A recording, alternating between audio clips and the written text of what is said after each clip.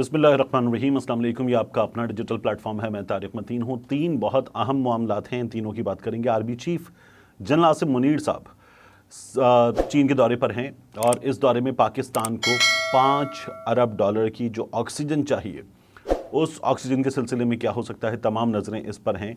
Army chief साहब इससे पहले भी इस हुकूमत के लिए अपना रोल फौरी तौर पर अदा कर चुके हैं आने के बाद, और ये रोल मज़ीद अदा हो, इस पर निगाहें जमी हुई हैं। ये मैटर नंबर 1 है। इस वीडियो में दूसरी चीज़, पाकिस्तान का कर्जा कितना हो गया, ये बताते हुए हमें मीडिया एक डंडी भी मार रहा है, एक अदा झूठ भी बोल रहा है। अक्सर बोलता है क्योंकि इस हुकूमत ने मीडिया को इश्तिहार की हड्डी फेंकी हुई है।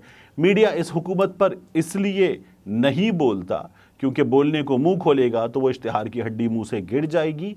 तो मीडिया अगर इस हुकूमत की गलतियों के बारे में आपको बताएगा भी, तो मीडिया उसकी खुद वजाहत, तौजीहात और डिफेंस पेश कर देगा।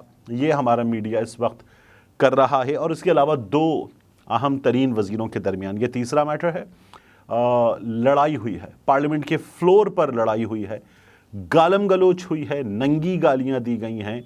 ये दो चार लोग अगर आकर ना रोकते तो गिरेबान फाड़ देते एक दूसरे के। ये एक दूसरे का सर फाड़ने के लिए तैयार थे। इस बारे में भी मैं आपको बताऊंगा। सबसे पहले army chief general Asim Munir साहब चीन के दौरे पर हैं और पाकिस्तान के पास ये जो 2 महीने हैं, ये 2 महीने अब यहाँ से आगे मई और जून, इस माली साल के आखिरी 2 महीने हैं, इसमें IMF की तसल्ली करवानी है। मैंने पहले भी आपको एक बार मिसाल दी थी कि आपके घर में एक कमाऊ पूत हो, पैसे कमा रहा हो, फ़र्ज़ कर लीजिए 25,000 रुपये। उसके बाद वो घर में जब आप उसका रहन सहन देखें या घर का रहन सहन देखें तो बर्गर शर्गर भी बाहर से आ रहे हो, पिज़्ज़ा विज़्ज़ा आ रहा हो, खाना वाना चल रहा हो, 6-7 महीने में एक बार आप मरी वरी भी घूमने चले जाएं, तो आप हैरान नहीं होंगे कि पैसे कहाँ से आ रहे हैं, कैसे हो रहा है।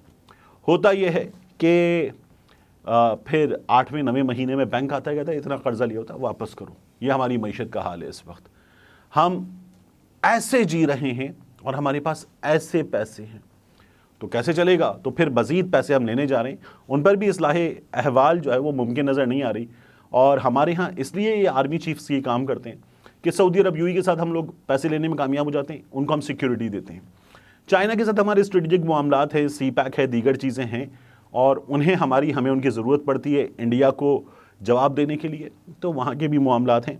इसलिए भी आर्मी चीफ्स जो हैं वो इस मामले में कामयाब होते हैं। आर्मी चीफ्स अपने काम से बढ़कर ये वाला काम करते हैं। अब की बार भी नज़रें हैं कि जो इसहाक डार ने कहा था आंखों में आंखें डाल के देखूंगा IMF से बात करना आता है, मैंने पहले भी डील किया IMF से। और फिर मिफ्ता इस्माइल ने गवाही दी कि इसहाक डार ने $2 अरब का लॉस कर दिया, ऐसी की तैसी कर दी है। तो अब ये सिचुएशन हमारे सामने है और ये काम हो रहा है। मिल जाए पैसे तो अच्छी बात है, वगरना जो डिफ़ॉल्ट की तलवार है वो तलवार बहुत तेज़ हो चुकी है। इसके बाद इमरान खान साहब ने एक काम किया है। ये जो काम इमरान खान साहब ने किया है टिकटों के मामले में, ये बड़ा अजीब है। देखिए हुआ क्या है। इमरान खान साहब ने टिकटों के मामले में ख़ानदानों को, मौरूसी सियासत वालों को जो टिकट दिए हैं, असर और रसूख रखने वालों को, उनकी बात करते हैं। टिकटों में बहुत बात हो रही है PTI के, पंजाब के फैसलाबाद से साबिक़ स्पीकर पंजाब असेंबली अफजल शाही, उनके बेटे और chief justice Lahore high court के दामाद अली अफजल शाही, तहरीक इंसाफ ने इनको MPA के 2 टिकट दिए हैं। लाहौर से साबिक़ सूबाई वज़ीर अपोजिशन लीडर मियाँ महमूद रशीद, उनके दामाद और साबिक़ MNA मियाँ उस्मान के बेटे मियाँ अकरम उस्मान को तहरीक इंसाफ ने 2 सूबाई असेंबली के टिकट दिए हैं। राजनपुर और डेरा गाजी खान से दरीशक ख़ानदान को 4 सूबाई असेंबली के टिकट दिए गए हैं। टिकट हासिल करने वालों में उवैस दरीशक, हसनैन दरीशक, अहमद अली दरीशक, फ़ारूक अमानुल्लाह दरीशक शामिल है। ये मैं माजिद निज़ामी साहब की मालूमात कंपाइल की गई, उसका सहारा लेकर आपको बता रहा हूँ। पहले 3 नाम जो है वो सरदार नसरुल्लाह दरीशक के करीबी, जबकि फ़ारूक अमानुल्लाह दरीशक निस्बतन दूर के रिश्तेदार हैं। मुजफ्फरगढ़, यहाँ टिकटों की तब्दीली के बाद जतोई ख़ानदान तहरीक इंसाफ से सूबाई असेंबली के 3 टिकट हासिल करने में कामयाब रहा है।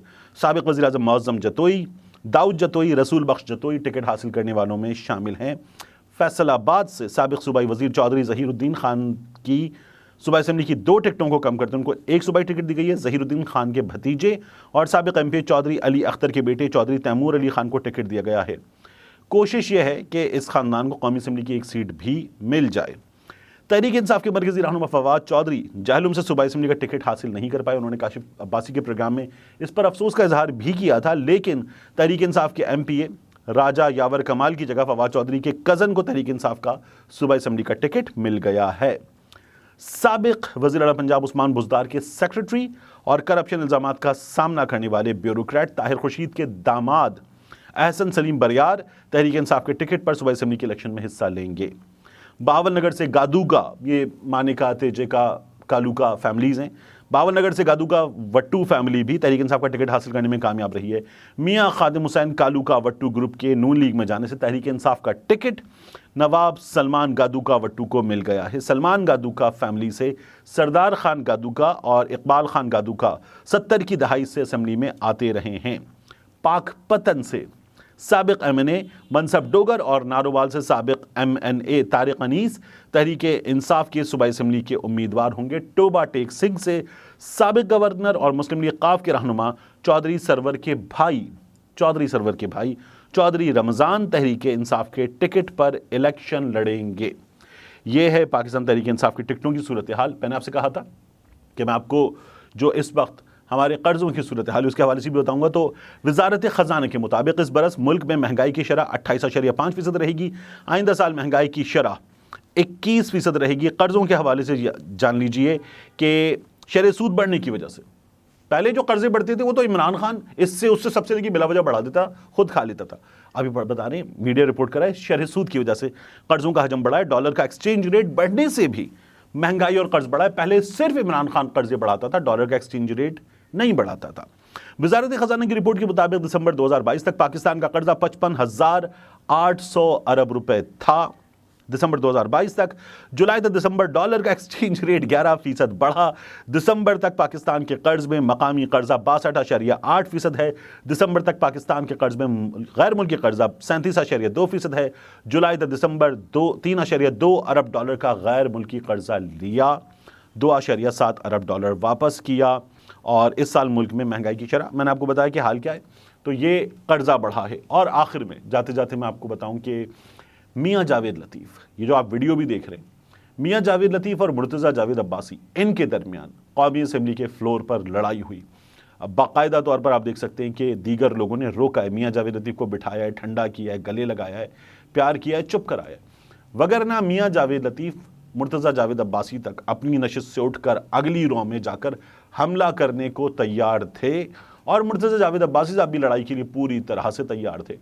फिर उसके बाद हमने देखा मोहसिन शाह नवाज़, रांझा, आगा रफ़ीउद्दीन, दीगर लोग ये सब आए और इन्होंने आकर इस मामले को ठंडा करवाया। नंगी गालियां यहाँ पर दी गई हैं एक दूसरे को। मियां जावेद लतीफ़ फिर उसके बाद ऐवान से उठकर चले गए। किस ऐवान में ये सब कुछ हुआ है? आपस में हुआ है, जिस ऐवान में ऑपोजिशन नहीं है। मुझे बोलने का मौका नहीं दिया, इस पर बात हो रही थी। और फिर बात होते होते मुर्तज़ा जावेद अब्बासी से बात हुई, बिगड़ी, और मियां जावेद लतीफ़ ने उसके बाद मुर्तज़ा जावेद अब्बासी की ऐसी की तैसी की। मुर्तज़ा जावेद अब्बासी ने मियां जावेद लतीफ़ के जितने भी मोहतरमीन हैं उनको ऐवान में अपनी गुफ्तगू में लाकर उनकी ऐसी की तैसी कर दी। मिलते हैं इंशाल्लाह आपसे अगली वीडियो में।